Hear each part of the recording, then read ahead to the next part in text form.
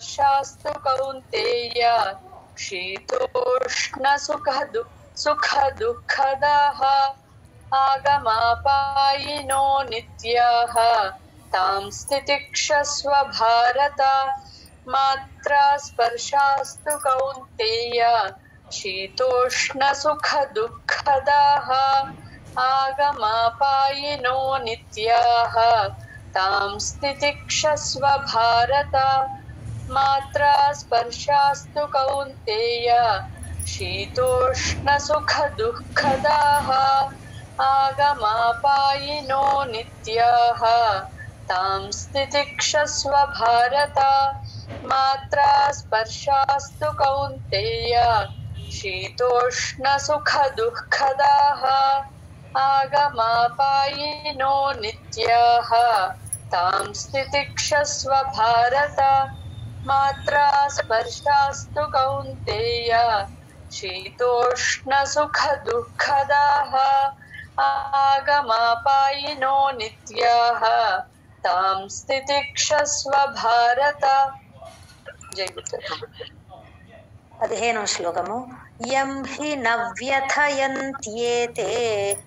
నా తర్వాత వ్యా చెప్పినప్పుడు కొంచెం నొక్కినట్లు చెప్పాలి. అలాగే వ్యా తర్వాత థా ఒత్తు థా అక్కడ. యం హి నవ్యథయంత్యేతే. యం హి నవ్యథయంతే. యం హి నవ్యథయంత్యేతే. యం అని మొత్తం వద్దు అక్కడ ఎన్ అండి. యం హి నవ్యథయంత్యేతే. యంత్యేతే. ఓకే. యం హి నవ్యథయంత్యేతే. ఒక్క నిమిషం అండి. ఫస్ట్ సెకండ్ యా తర్వాత ఉన్నది ఎం అనాలి, ఫస్ట్ యా తర్వాత ఉన్నది ఎం అనాలి. అవునండి. యం హి తర్వాత వ్యథయంత్యేతే. ఓకే. యం హి నవ్యథయంత్యేతే. యం హి నవ్యథయంత్యేతే. యం హి నవ్యథయంత్యేతే. పురుషం పురుషర్షభ. పురుషం పురుషర్షభ. పురుషం పురుషర్షభ. పురుషం పురుషర్షభ. సమదుఃఖ సుఖం ధీరం.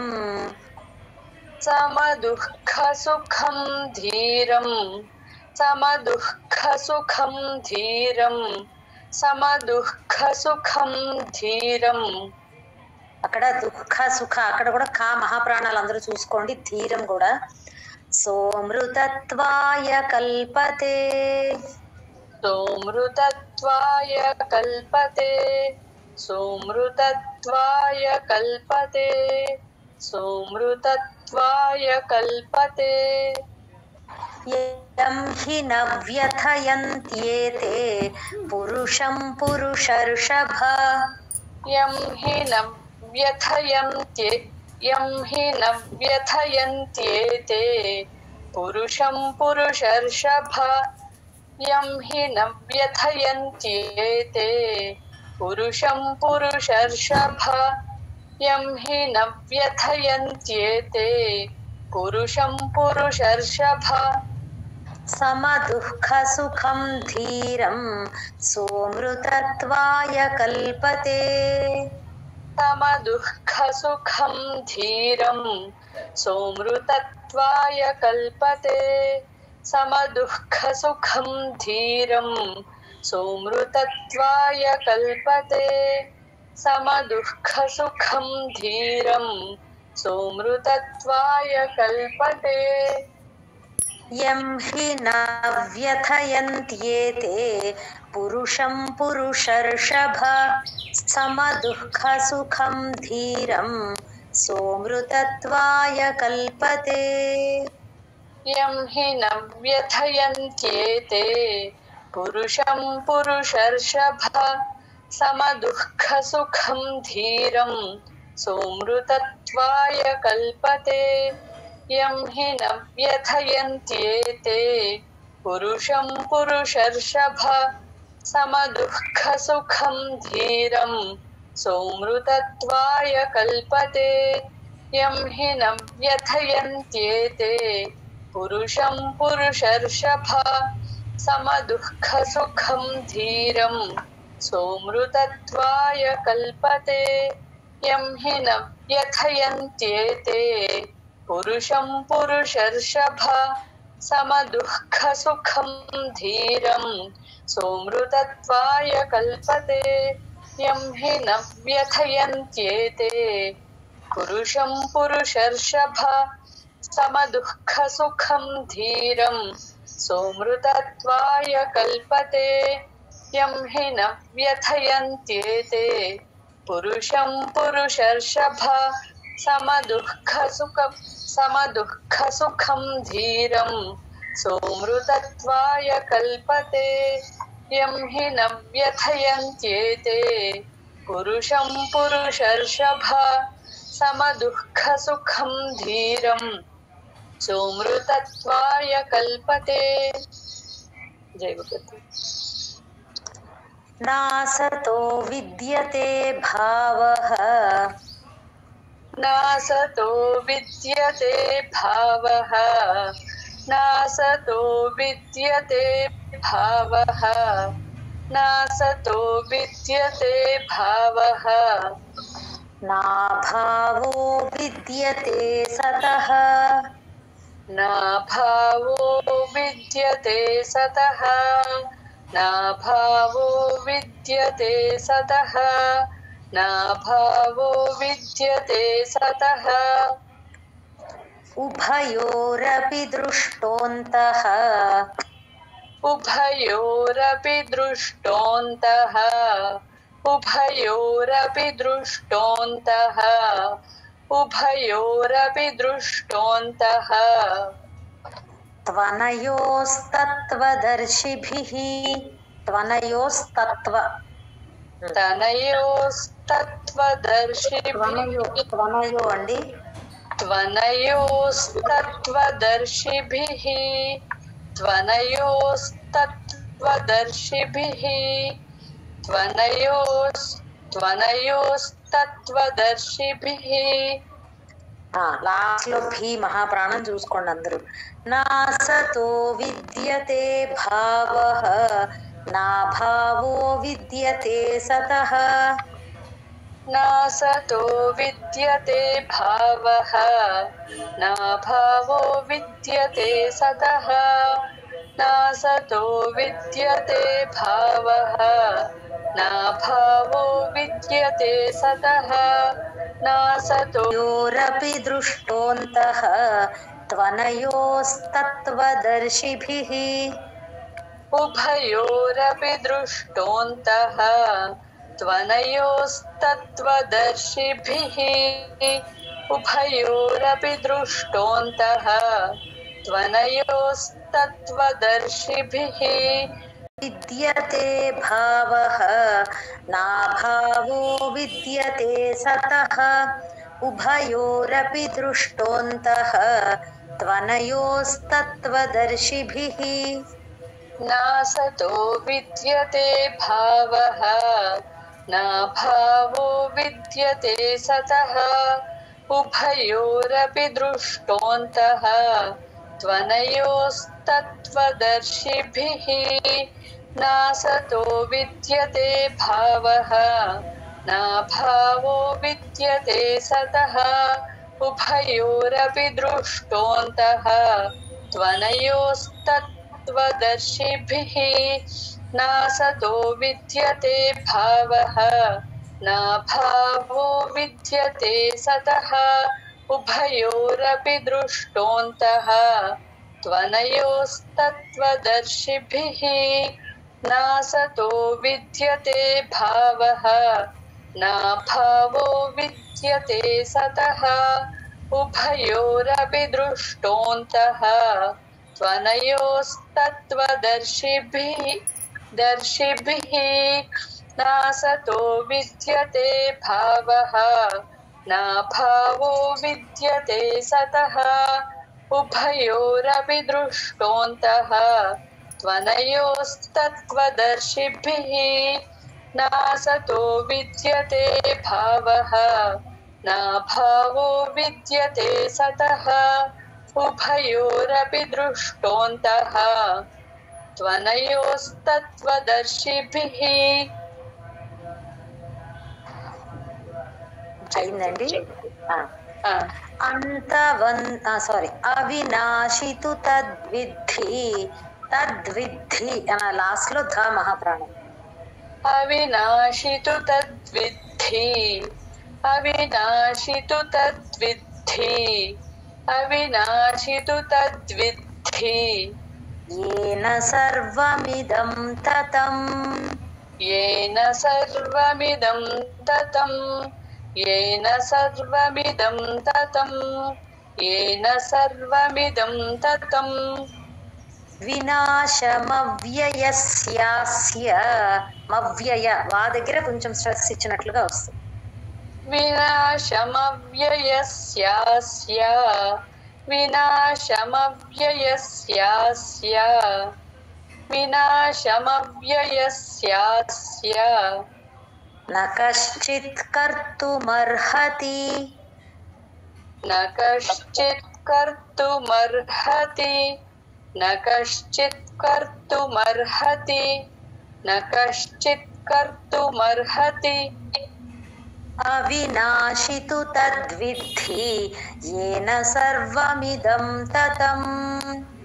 అవినాశితు తద్విద్ధి येन सर्वमिदं ततं అవినాశితు తద్విద్ధి येन सर्वमिदं ततं అవినాశితు తద్విద్ధి येन सर्वमिदं ततं వినాశమవ్యయస్యాస్య న కశ్చిత్ కర్తుమర్హతి.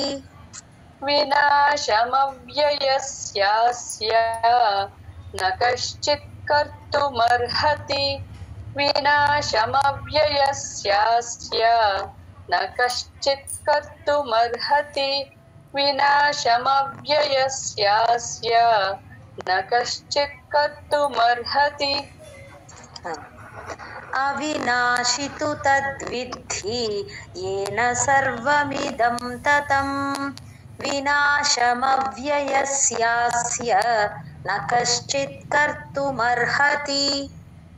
అవినాశితు తద్విద్ధి येन सर्वमिदं ततं వినాశమవ్యయస్యాస్య న కశ్చిత్ కర్తుమర్హతి అవినాశితు తద్విద్ధి येन सर्वमिदं ततं వినాశమవ్యయస్యాస్య న కశ్చిత్ కర్తుమర్హతి అవినాశితు తద్విద్ధి येन सर्वमिदं ततं వినాశమవ్యయస్యాస్య న కశ్చిత్ కర్తుమర్హతి అవినాశితు తద్విద్ధి येन सर्वमिदं ततं వినాశమవ్యయస్యాస్య న కశ్చిత్ కర్తుమర్హతి అవినాశితు తద్విద్ధి येन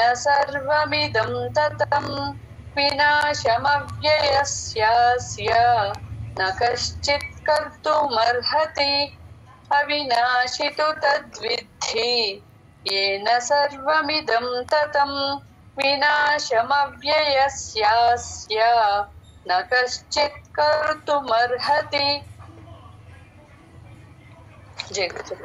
అంతవంత ఇమే దేహాః.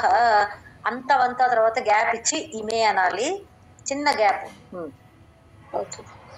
అంతవంత ఇమే దేహాః అంతవంత ఇమే దేహాః అంతవంత ఇమే దేహాః నిత్యస్యోక్తా శరీరిణః. నిత్యస్యోక్త తర్వాత షా కింద షా ఒత్తు, కొంచెం స్ట్రెస్ ఇచ్చి చెప్పాలి, అందరూ చూసుకోండి. నిత్యస్యోక్తా శరీరిణః నిత్యస్యోక్తా శరీరిణః నిత్యస్యోక్తా శరీరిణః నిత్యస్యోక్తా శరీరిణః. లాస్ట్ లో అణ. అనాశినో ప్రమేయస్య. అనాశినో ప్రమేయస్య అనాశినో प्रमेयस्य अनाशिनो प्रमेयस्य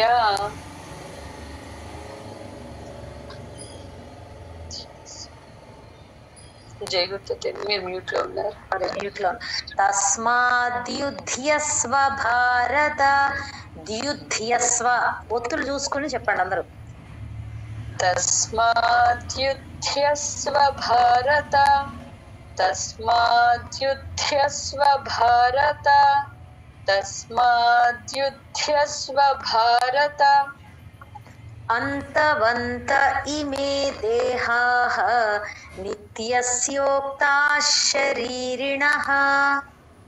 అంతవంత ఇమే దేహాః నిత్యస్యోక్తాః శరీరిణః అంతవంత ఇమే దేహాః నిత్యస్యోక్తాః శరీరిణః అంతవంత ఇమే దేహాః నిత్యస్యోక్తాః శరీరిణః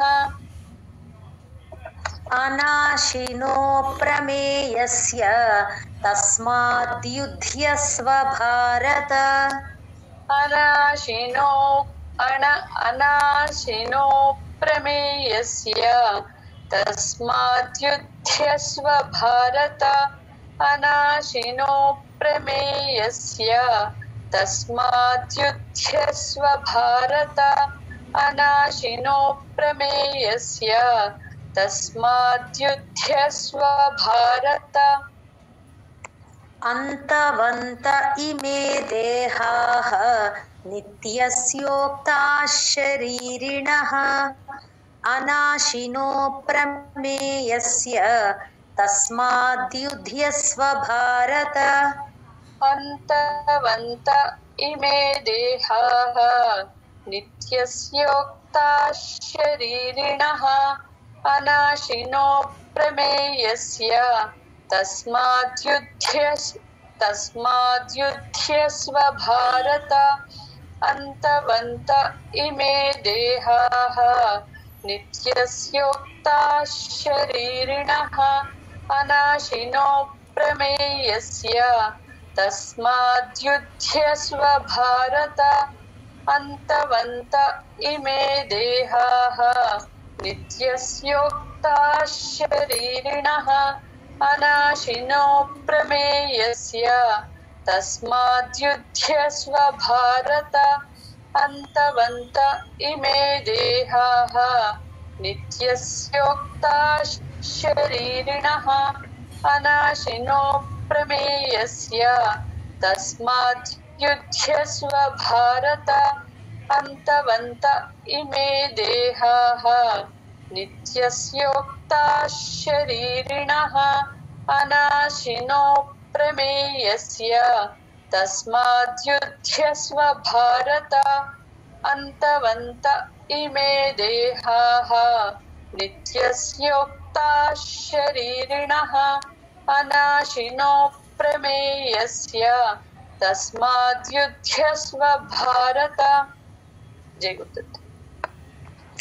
హంతారం యా తర్వాత గ్యాప్ ఇచ్చి ఏనం అనాలి. అచ్చులు ఎక్కడొచ్చినా శ్లోకం మధ్యలో దాని ముందర గ్యాప్ ఇవ్వాలి. మర్చిపోకండి ఈ రూలు. మీరు గీతో ఏదో పెట్టుకుని గుర్తు పెట్టుకోవాలి, లేకపోతే సర్కిల్ చేయండి అక్కడ.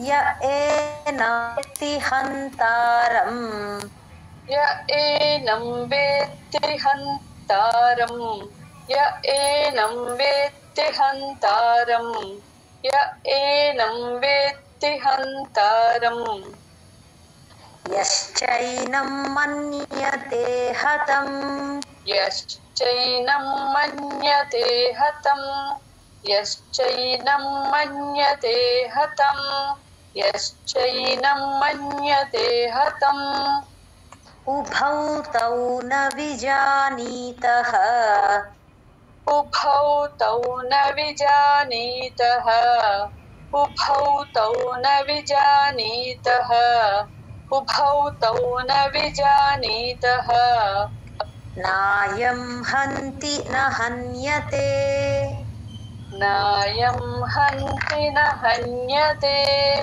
నాయం హంతి న హన్యతే नायं हन्ति न हन्यते य एनं वेत्ति हन्तारं यश्चैनं मन्यते हतम् य एनं वेत्ति हन्तारं यश्चैनं मन्यते हतम् य एनं वेत्ति हन्तारं यश्चैनं मन्यते हतम् य एनं वेत्ति हन्तारं यश्चैनं मन्यते हतम्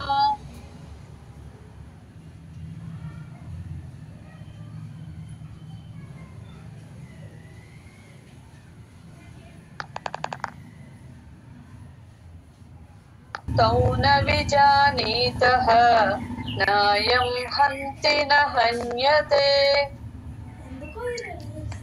य एनं वेत्ति हन्तारं यश्चैनं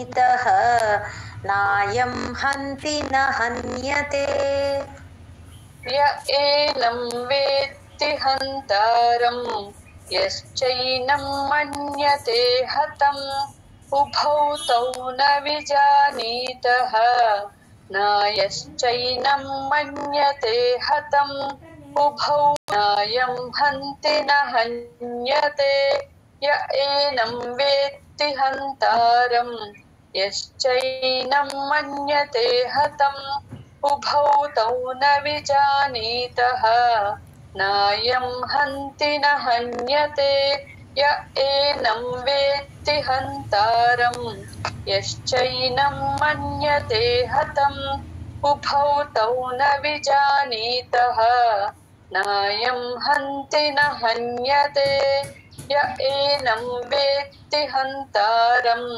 यश्चैनं मन्यते हतम् उभौ तौ न विजानीतः नायं हन्ति न हन्यते य एनं वेत्ति हन्तारं यश्चैनं मन्यते हतम् उभौ तौ न विजानीतः नायं हन्ति न हन्यते य एनं वेत्ति हन्तारं यश्चैनं मन्यते हतम् उभौ तौ न विजानीतः नायं हन्ति न हन्यते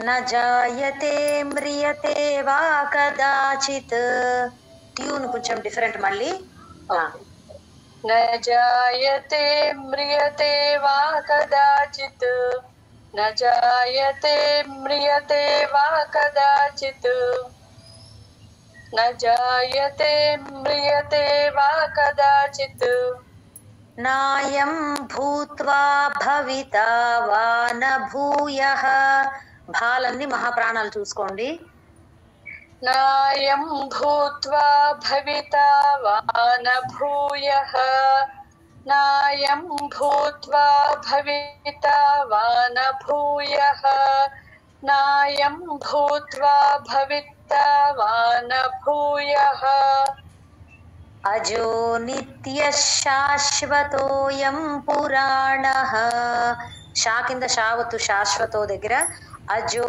నిత్యః శాశ్వతోయం పురాణః अजो नित्यः शाश्वतोऽयं पुराणः अजो नित्यः शाश्वतोऽयं पुराणः अजो नित्यः शाश्वतोऽयं पुराणः न हन्यते हन्यमाने शरीरे न हन्यते हन्यमाने शरीरे न हन्यते हन्यमाने शरीरे न हन्यते हन्यमाने शरीरे न जायते म्रियते वा कदाचित् नायं भूत्वा भविता वा न भूयः न जायते म्रियते वा कदाचित् नायं भूत्वा भविता वा न भूयः न जायते म्रियते वा कदाचित् नायं भूत्वा भविता वा न भूयः न जायते म्रियते वा कदाचित् नायं भूत्वा भविता वा न भूयः अजो नित्यः शाश्वतोऽयं पुराणः न हन्यते हन्यमाने शरीरे अजो नित्यः शाश्वतोऽयं पुराणः न हन्यते हन्यमाने शरीरे अजो नित्यः शाश्वतोऽयं पुराणः न हन्यते हन्यमाने शरीरे अजो नित्यः शाश्वतोऽयं पुराणः न हन्यते हन्यमाने शरीरे कदाचित् नायं भूत्वा भविता वा न भूयः अजो नित्यः शाश्वतोऽयं पुराणः न हन्यते हन्यमाने शरीरे न जायते म्रियते वा कदाचित् नायं भूत्वा भविता वा न भूयः अजो नित्यः शाश्वतोऽयं पुराणः भूत्वा भविता वा न भूयः अजो नित्यः शाश्वतोऽयं पुराणः न हन्यते हन्यमाने शरीरे न जायते म्रियते वा कदाचित् नायं भूत्वा भविता वा न भूयः अजो नित्यः शाश्वतोऽयं पुराणः न हन्यते हन्यमाने शरीरे न जायते म्रियते वा कदाचित् नायं भूत्वा भविता वा न भूयः अजो नित्यः शाश्वतोऽयं पुराणः न हन्यते हन्यमाने शरीरे न जायते म्रियते वा कदाचित् नायं भूत्वा भविता वा न भूयः अजो नित्यः शाश्वतोऽयं पुराणः न हन्यते हन्यमाने शरीरे न जायते म्रियते वा कदाचित् नायं भूत्वा भविता वा न भूयः अजो नित्यः शाश्वतोऽयं पुराणः न हन्यते हन्यमाने शरीरे न जायते म्रियते वा कदाचित् नायं भूत्वा भविता वा न भूयः अजो नित्यः शाश्वतोऽयं पुराणः न हन्यते हन्यमाने शरीरे जय गुरुदत्त జయ గురుదత్త అండి బాగా చదివారు. సుజాత గారు చదివిస్తాను. నిత్యం వేద వినాశినం నిత్యం వేద వినాశినం నిత్యం వేద వినాశినం నిత్యం ఏనమజమవ్యయం యా తర్వాత గ్యాప్ ఇచ్చి ఏనా అనాలి. ఏనమజమవ్యయం ఏనమజమవ్యయం ఏనమజమవ్యయం ఏనమజమవ్యయం కథం స పురుషః పార్థ పురుషః ఎఫ్ పలకాలి. థ కథం అలాగే పార్థ థ మహాప్రాణం. కథం స పురుషః పార్థ కథం స పురుషః పార్థ కథం స పురుషః పార్థ కం ఘాతయతి హంతికం. ఘాతయతి ఘా మహాప్రాణము. కమ్ అని మొత్తం ఎమ్ములా పలకండి. కం ఘాతయతి హంతికం కం ఘాతయతి హంతికం కం ఘాతయతి హంతికం వేద వినాశినం నిత్యం ఏనమజమవ్యయం वेदा विनाशिनं नित्यं य एनमजमव्ययम् वेदा विनाशिनं नित्यं य एनमजमव्ययम् वेदा विनाशिनं नित्यं य एनमजमव्ययम् कथं स पुरुषः पार्थ कं घातयति हन्तिकम् कथं स पुरुषः पार्थ कं घातयति हन्तिकम् कथं स पुरुषः पार्थ कं घातयति हन्तिकम् कथं स पुरुषः पार्थ कं घातयति हन्तिकम् वेदा विनाशिनं नित्यं य एनमजमव्ययम् कथं स पुरुषः पार्थ कं घातयति हन्तिकम् वेदा विनाशिनं नित्यं य एनमजमव्ययम् कथं स पुरुषः पार्थ कं घातयति हन्तिकम् वेदा विनाशिनं नित्यं य एनमजमव्ययम् कथं स पुरुषः पार्थ कं घातयति हन्तिकम् वेदा विनाशिनं नित्यं य एनमजमव्ययम् कथं स पुरुषः पार्थ कं घातयति हन्तिकम् वेदा विनाशिनं नित्यं य एनमजमव्ययम् कथं स पुरुषः पार्थ कं घातयति हन्तिकम् वेदा विनाशिनं नित्यं य एनमजमव्ययम् कथं स पुरुषः पार्थ कं घातयति हन्तिकम् वेदा विनाशिनं नित्यं य एनमजमव्ययम् कथं स पुरुषः पार्थ कं घातयति हन्तिकम् वासांसि जीर्णानि यथा विहाय ట్యూన్ మళ్ళీ ఈ శ్లోకం డిఫరెంట్ జీర్ణాని రా కింద అణావత్తు యథా థా మహాప్రాణం అక్కడ తా రెండవ థా పలకాలి वासांसि जीर्णानि यथा विहाय वासांसि जीर्णानि यथा विहाय वासांसि जीर्णानि यथा विहाय నవాని గృహాతి నరోపరాణి ఇక్కడ గృహాతి హా కింద అనావత్తు ఉంటుందండి. అది ఒక సంస్కృత సూత్రం ప్రకారం అలా వచ్చినప్పుడు ముందర నా పలికి తర్వాత హా పలకాలి. గృహాతి అనాలి. నవాని గృహాతి నరోపరాణి చివర్లో అణ.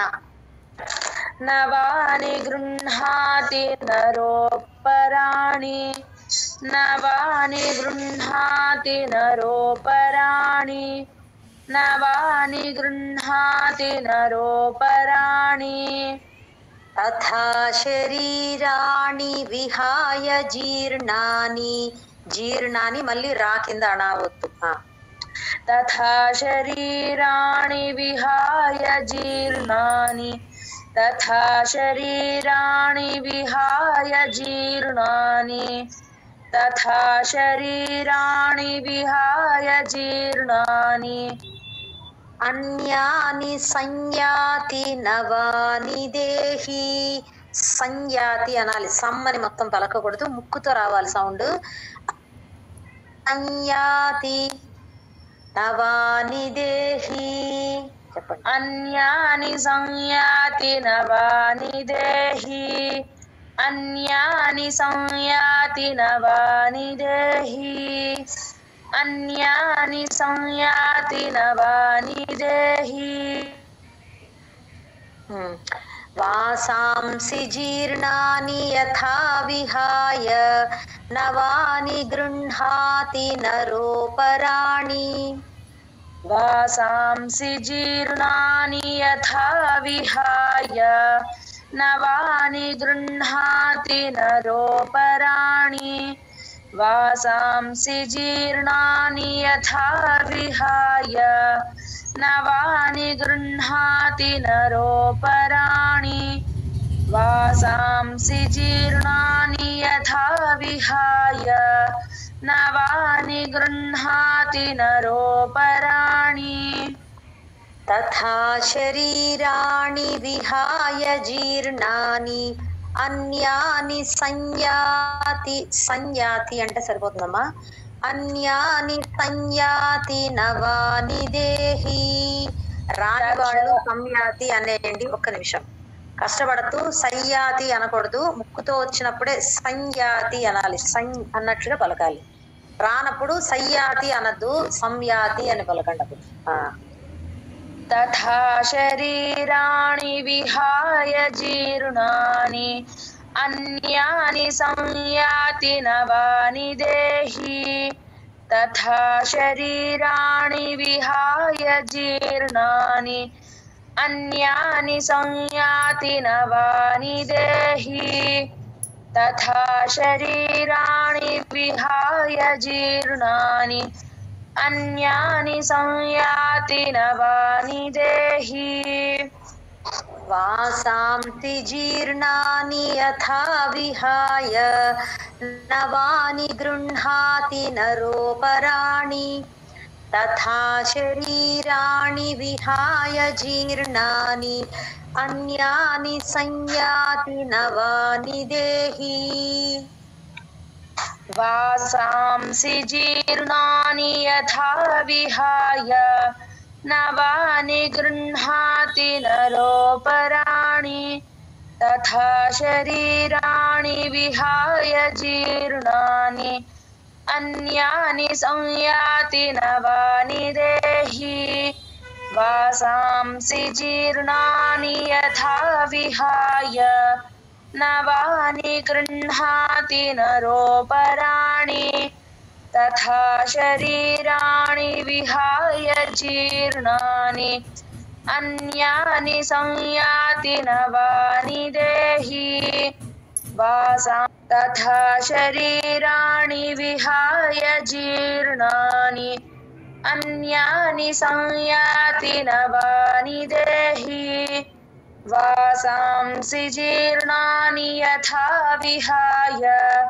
नवानि गृह्णाति नरोपराणि तथा शरीराणि विहाय जीर्णानि अन्यानि संयाति नवानि देहि वासांसि जीर्णानि यथा विहाय नवानि गृह्णाति नरोपराणि तथा शरीराणि विहाय जीर्णानि अन्यानि संयाति नवानि देहि वासांसि जीर्णानि यथा विहाय नवानि गृह्णाति नरोपराणि तथा शरीराणि विहाय जीर्णानि अन्यानि संयाति नवानि देहि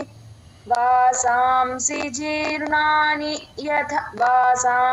जीर्णानि यथा विहाय नवानि गृह्णाति नरोपराणि तथा शरीराणि विहाय जीर्णानि अन्यानि संयाति नवानि देहि जय गुरुदत्त ఛిందంతి శస్త్రాణి ఛిందంతి ఛ మహాప్రాణం అక్కడ नैनं छिन्दन्ति शस्त्राणि नैनं छिन्दन्ति शस्त्राणि नैनं छिन्दन्ति शस्त्राणि నైనం దహతి పావకః नैनं दहति पावकः नैनं दहति पावकः नैनं दहति पावकः न चैनं क्लेदयन्त्यापः క్లేదయంత్యాపహ అక్కడ యా తర్వాత సున్నా ఎన్నులా పలకాలి. నచైనం క్లేదయంత్యాపః నచైనం క్లేదయంత్యాపః నచైనం క్లేదయంత్యాపః